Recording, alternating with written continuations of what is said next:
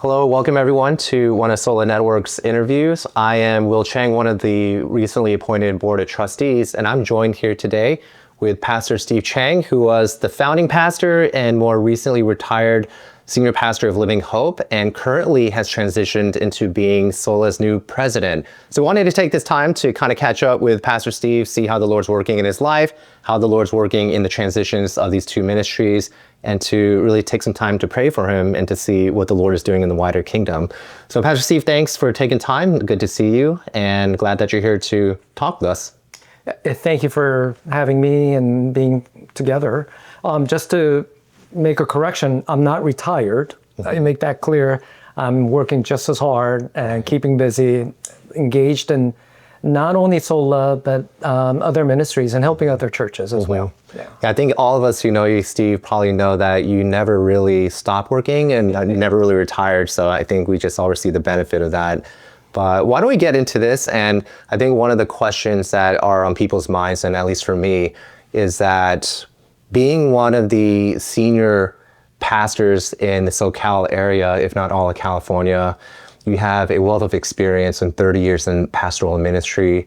What have you learned about yourself? What has God taught you about you as you follow Jesus, about pastoral ministry?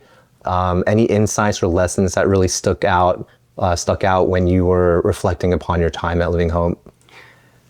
You know, I don't want to be presumptuous and to say that I've figured a lot of things out, and I don't know if I've figured anything out. But one of the things that stood out for me is this, that when I first entered into ministry some 35, some years ago, or even longer, in a way I thought I was prepared, whether because I went to a good seminary, I was Bible literate, I did my internship, I spoke English, and back then that was a big deal. Right. And it didn't take me that long to realize that I'm not all that. I had a small congregation, and it stayed small for a while. I remember it was at an event or a context in which I was having a conversation with another pastor, and we were talking about an issue, and he gave his thoughts, and I gave a counter thought. And he asked me point blank at that moment, "How big is your church?" And I told him, and he just kind of shut me out from that moment. Like, you don't have anything to offer to say about the subject. And to be honest, I had to wrestle with this idea. What if I spend 34 years as a small church pastor? Am I okay with that? But I had to be okay with that because that's who I was. Along the way, though, I started looking at other pastors, other churches, and try to figure out what is it about some situations in which the church grows and while others, it doesn't grow. We might say, well, it's giftedness or it's character. It is the right context or whatever. But, well, I think you and I know, we've seen plenty of leaders who are gifted, who pray, who are faithful, whose churches just don't grow. And we're not sure why. And we've seen other situations with leaders with really questionable character, but somehow the church grows. And so I think my conclusion with all of that is sometimes God grows a church in spite of the lack of giftedness or in spite of even character. And sometimes God blesses a congregation by keeping them small. And it's all of God's grace. The story of Noah and Jonah. Jonah was the person who created a revival in Nineveh. And if he were alive today, he'd be invited to conferences and write books, saving Nineveh, And Jonah, on the other hand, was a small church pastor. with 8 people. Him, his wife, his 3 daughters, and 3 sons-in-law. But if you look at Hebrews chapter 11, the walk of faith, it is Noah that God mentions. That's right. Yeah. And so what is it that we can learn from all of that? And one of the things I learned is just that God sometimes blesses and grows and other times not. And even growth doesn't mean it has God's blessings on it. We just need to be good and faithful to what God has given to us.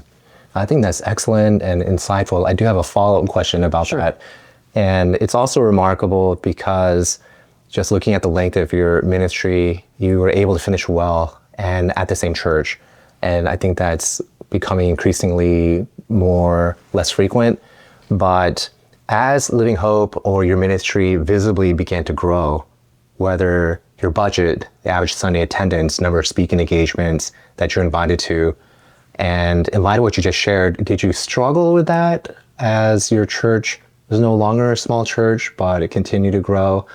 Did you wrestle with that visible fruitfulness and success so that it didn't necessarily go to your head and that you didn't necessarily look down at other pastors who may have churches that are not as big or as visibly fruitful as your church was? And I could be completely off about this because how I view myself may be different from how others view me. But because I was a small church pastor for a long time, and I kind of knew how it felt. And so I was determined not to be, that guy. And I also knew that it wasn't, if God were to bless the church, it wasn't because of my giftedness. I see. Or my faithfulness, or our strategic planning or anything like that. God sometimes just anoints his hand on a situation and other times not. And even growth is not necessarily a sign of God's blessing too. And so I don't think it got to my head per se, although the thing that I did have to do was change how I led from being a relational leader to an organizational leader. So that's one thing that I had to do. Yeah. Wow, that's excellent. And then that does make sense because everyone turns to you to figure out and to ask questions about organizational leadership. Let's continue along. And there's another sort of transitory, or not transitory, but another question to kind of transition the topic. And like you're saying, you are fully in ministry now. It's just a transition from local church ministry to, in some sense, a wider kingdom ministry. And that involves consulting with various churches, and that seems to increase in churches and organizations' desires to get your input, and also related to SOLA. So we could tackle those one at a time, but however you want to speak into that, what are your current ministry involvement, whether consulting or with SOLA, or you can start with consulting, like what are you being asked to do? What has it been like? Do you enjoy doing that? Consulting for churches for different projects, and what has that been like for you? I don't think I went into consulting intentionally. I stepped down from my old church in about 5 months ago. And it was supposed to be a 4 months worth of a time of sabbatical before I fully engaged at SOLA. But during that time, I just got asked, incidentally, by different situations to come alongside of them. And not because I am particularly smart or I'm an excellent consultant. I think just because I was available. And maybe they thought, well, because of my years of ministry. But one of the things that I have discovered is this, that in a lot of situations, especially immigrant churches and Asian American churches, when they need help or they need an outside voice, the modern consulting Christian world is very wide and very expensive, very inaccessible, and not a very good fit per se. And I think I represent something in which they are hoping could be of help. And so I was asked to do several things, and I'm learning on the way. And as I am learning, I'm trying to figure out how can we serve churches, and developing assessments, burnout assessments, walking alongside of churches in succession and in church health and different things. But I enjoy it. But I was talking to some mutual friends of ours, and they told me, like, and my family as well, that I can do that as a boutique on the side. That cannot become my main thing. Yeah. Okay. And then if it's possible, so I know sometimes examples could be challenging, but I absolutely agree. Every church has its own culture, its own sort of ethos. And when you see a difference between more of a Western approach to consulting churches versus more of an Asian Eastern culture, do you have an example about how that works out? What does that look like? Is there an example that kind of highlights that difference that in your past 4 or 5 months of consulting that you've come across? Yeah, I think one of the easiest examples are the English congregation attached to a Korean congregation. That's a big one. Yeah. Yeah. And oftentimes an English congregation, they could say that they have particularized or independent financially, et cetera, et cetera.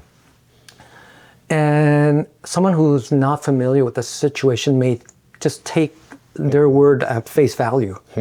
But Will, you and I know that's not always the case. Right. And it's not what's legal, it's not what's written, but it's oftentimes unwritten, relational, culture type of thing. And so there are times when the English congregation would ask, hey, can you advise us on this related to the Korean congregation? I would say, well, the Korean congregation hasn't invited me to that.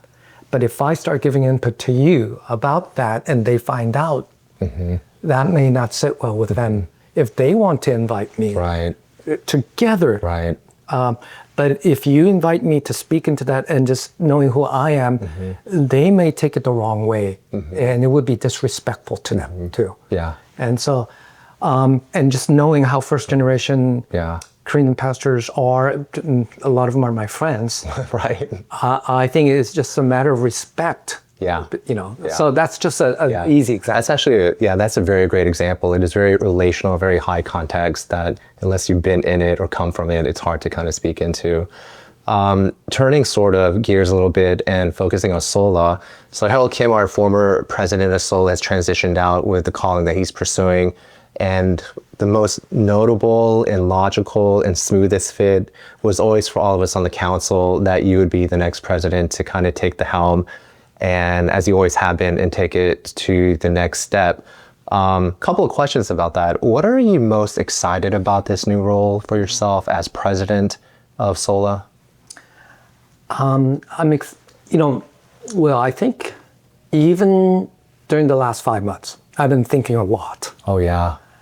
And I think I whiteboard, I write, I talk to different people, and I keep evolving. I think we've always talked about reaching the emerging generation of Asian Americans with gospel faith. Right? That's been the same.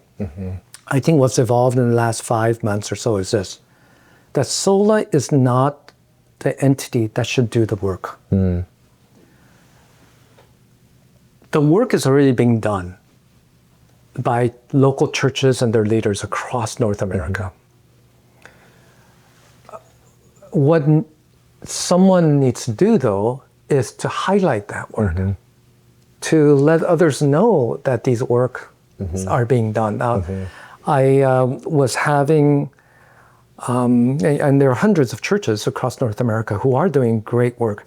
I was having a conversation the other day with a leader, and they started a discipleship program on Friday nights, and hundreds are coming out. Oh, wow. But you and I don't hear about them. I was talking to a mutual friend of ours, and an elder from that church. They celebrated their 50th anniversary. It's a Chinese heritage church. It's historic. But not only are they celebrating 50 years of being a Chinese heritage church, but they, a couple of years ago, planted out a multi-ethnic church. Oh, wow. And so they are doing both Chinese immigrant ministry as well as multi-ethnic ministry. People aren't tweeting about that, and they're not trying to be internet famous because we know the pastor and the such. And so great things are happening across North America, but because of the nature of Asian Americans and what they view as what's spiritual, what's holy, what's humble, they're not as broadcasted as much, and we don't always learn from them. What I'm excited about SOLA is we get to do some of that. We get to platform, highlight, and put our focus on the great things that God is doing through local churches and their leaders. Yeah. So I'm excited about that. Yeah, that is exciting, and it's great to be able to highlight how the Lord's working in pockets that we would never have heard of unless something like SOLA existed to be able to learn from and communicate that out. When you, as the current president, because I know you're very much a strategist, a visionary, and the timeline is not as important, but when you think about SOLA and its next phase, or another way to think about it is within 5 years, where would you pray that the Lord will bring SOLA? What would it look like? What kind of ministry impact? What kind of ministries would it have? And what vision do you have praying to the Lord that SOLA could be within a certain amount of 5 to 10 years or so? I think, I don't know, Will, you might have heard me talk about it. I'm 62. I think I can give another good 8 years to this. What I'd like to see happen within the next 8 years. If we want to impact the culture of the Asian American community, Christian, and we want to try to normalize gospel faith for them, I think one of the best things and the most strategic things and most reachable things that we can do is to partner with churches that are already doing that work. And so one of my hope, and this has to get approved by the trustees as well as the council, is to identify and recruit and platform 70 churches that hold to the inerrancy of Scripture, that teach gospel faith, and they already, are local church driven. They're committed to the local church, and they are able to amplify the Asian American voice per se. Doesn't have to be an Asian American church.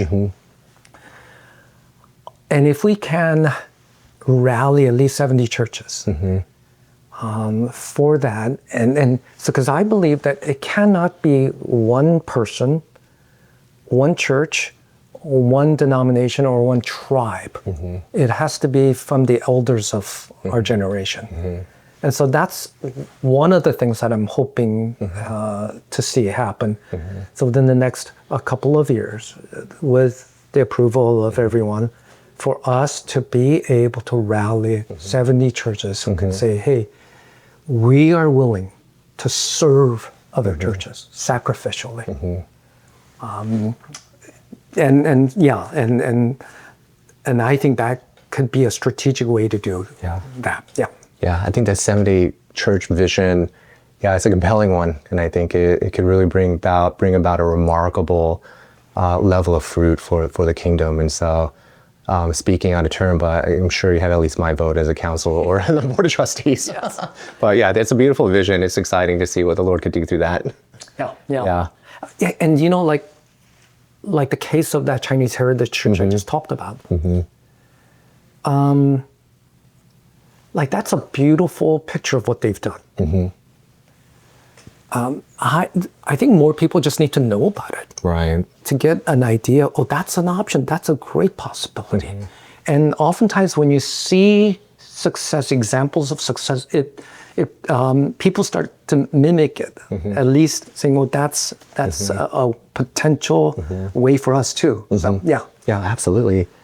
SOLA has impacted so many churches and leaders and pastors.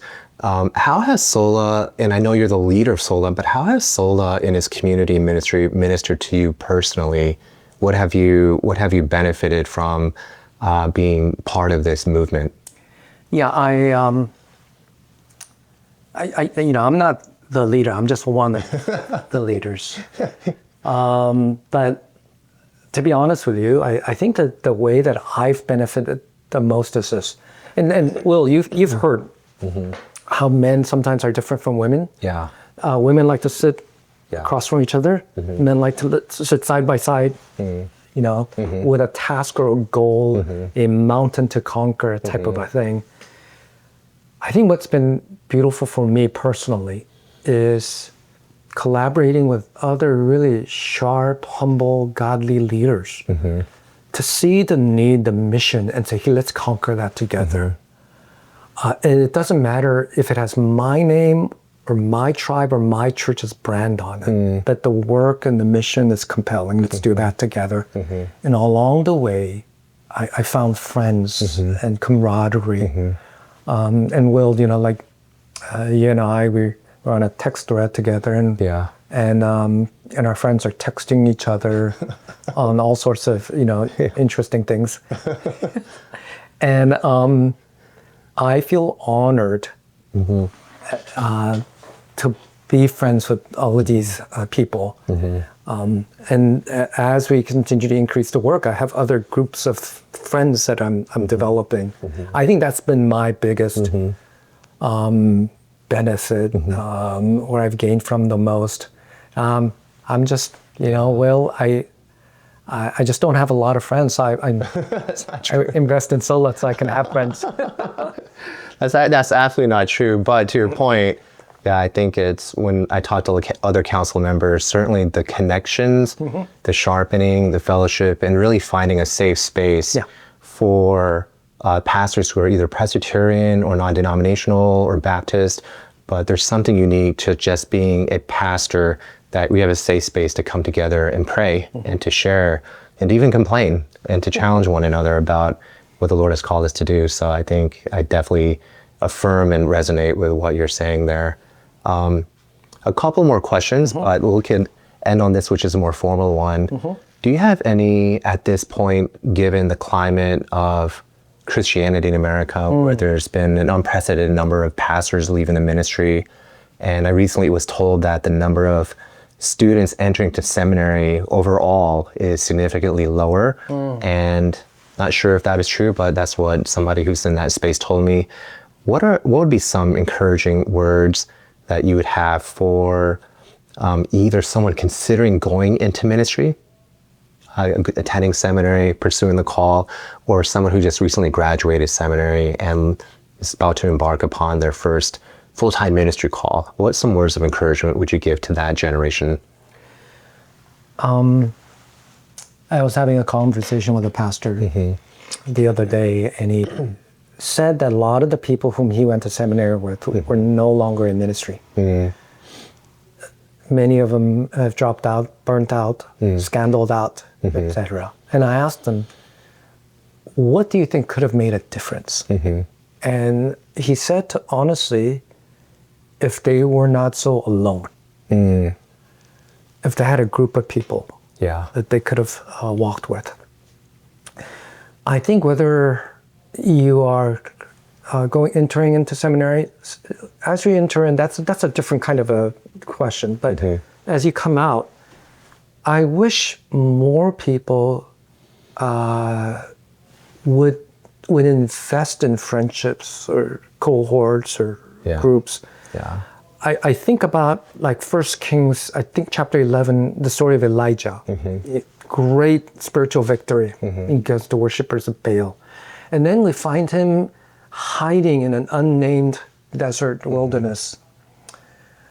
And the Lord, the earthquake, the fire, and the strong wind, and the Lord was not in any of those, but it is the whisper of God that he listens to.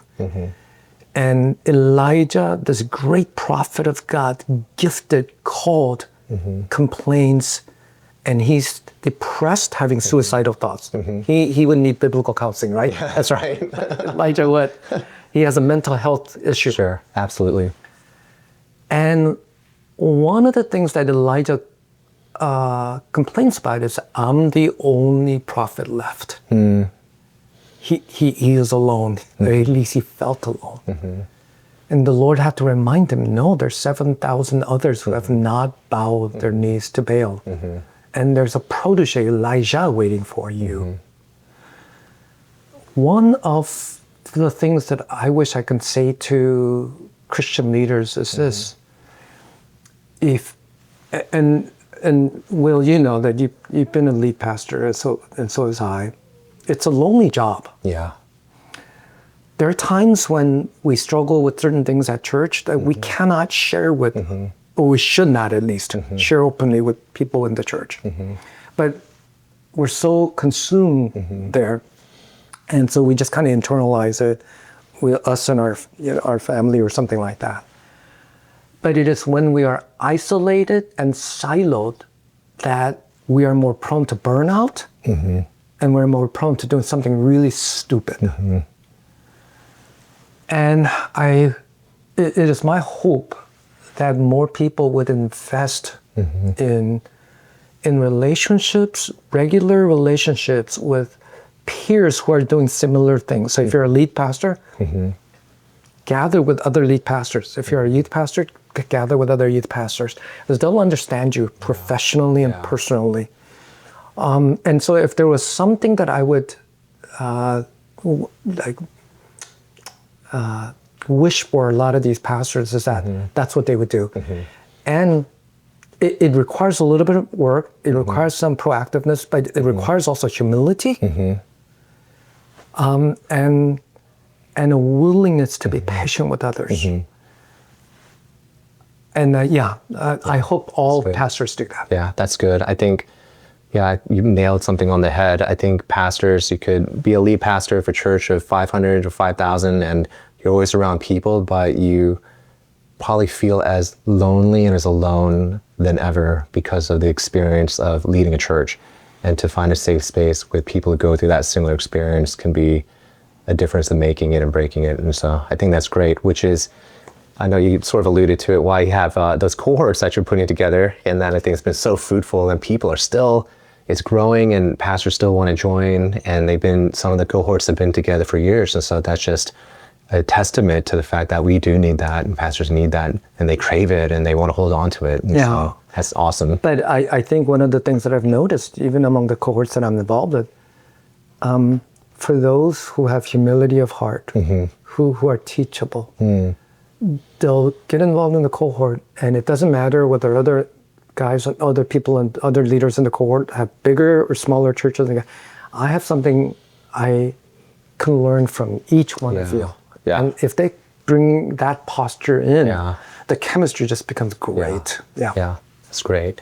Well, coming down on our close of time, but I have a handful of questions I'm going to ask you. It's more sort of get to know Pastor Steve. Some are lighthearted, some are a little bit deeper. But we'll start off with the easier ones. What is your favorite color? Oh, I guess light blue. Light blue, like a sky blue or turquoise, or just? I used to be light blue, but I guess it's more sky blue now. Okay. I don't know. Do you have a favorite food? Favorite food? Well, it used to be kimchi jjigae. Okay. I don't know what it is now. Okay. I just eat whatever my wife got. Right. So your favorite food is whatever your wife made. Yeah. That's actually a good answer. Yes. I probably should ask this, if you actually go on vacation, because I know you have such a strong work ethic, but when you go on vacation, would you choose a beach or would you choose a museum? Oh, you know what? When my family go on vacation, we go to the beach. Okay. Is that your choice? Do you like the beach? Well, I don't know what we would do at a museum. Okay. That's fair. And with grandkids now. Oh, that's true. Right. Yeah, that's true. So that's a different kind of vacation. Adventure City or... Okay, now that makes sense. Maybe a little bit of a deeper level. It's only been about 4.5, 5 months. What do you miss, if at all, being a lead pastor of a church? Well, that's a good question. And I asked you that question. There are certain things that I don't miss as much as I thought I would miss. What I do miss is not being able to strategize and plan long-term for the church. Yeah. for some things, and well, you were at a church, and sometimes our job is to look down the horizon and say, if we want to arrive there, we need to make this adjustment here. Yeah. So if 3-5 years down the line, I don't get to do that. And so if you're like, oh, there's a missed opportunity there. But on that point, is that sort of itch isn't necessarily fulfilled with sort of looking down the corridor of SOLA for 8 years? It's a different kind of... No. So I do get to scratch that itch through SOLA now. Okay. But that's what you miss at the church. Yeah. And when I'm consulting churches, though, I get to help them with that. That's true. Yeah, right. Absolutely. Yeah. I miss preaching series to the same group of people. But I do get enough invitations to preach just at other venues or the congregations, so that's good. I kind of miss not having a staff that I can just tell them what to do. Right. So, like this, like our filming. Well, you had me and Mike now, so you guys don't listen to me, but like even our filming session today, if I was still at Living Hope, I would just tell my staff, we're going to do this. And I tell my tech director, hey, can you do this for us? So we'll be here, and you can charge us your hours, etc. But good thing we have Elliot now. Yeah, that's right. He doesn't know what he got himself into.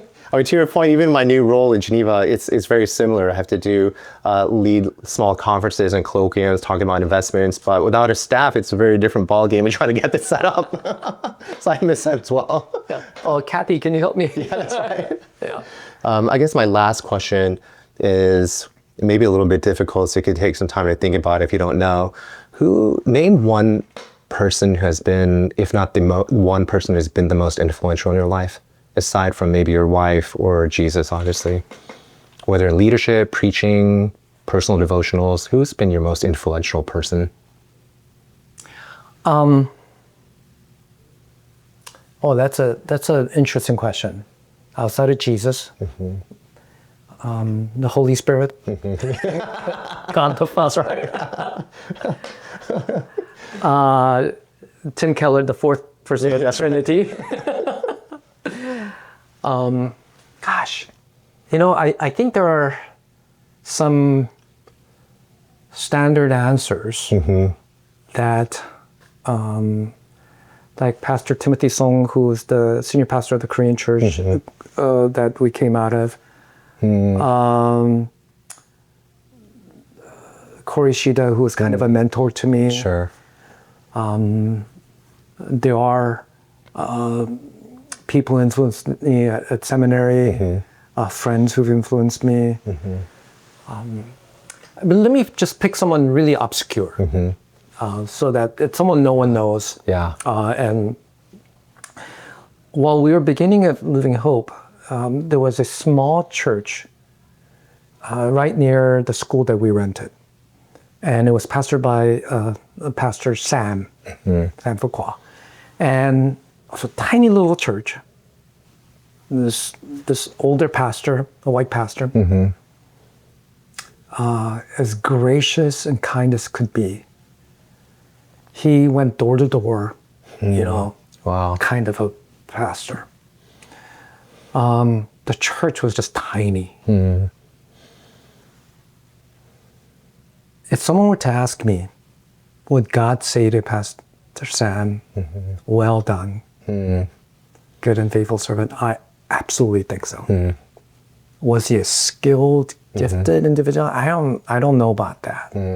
Was he strategic, networked? I don't know about that. But he, I thought, was good and faithful.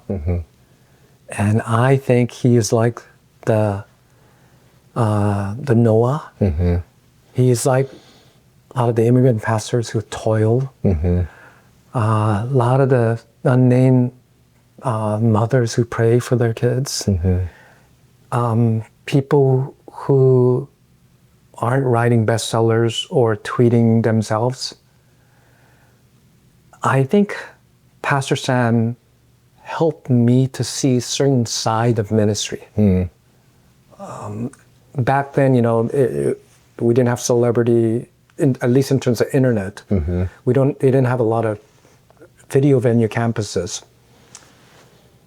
But I just saw him as an example to learn from, at least that part of ministry. Yeah. Yeah, that's a beautiful answer and absolutely true and correct. I mean, they say the name that's really not known on earth will be the name that rings in heaven into eternity. And so I think that's a wonderful way to think about who has influenced you the most.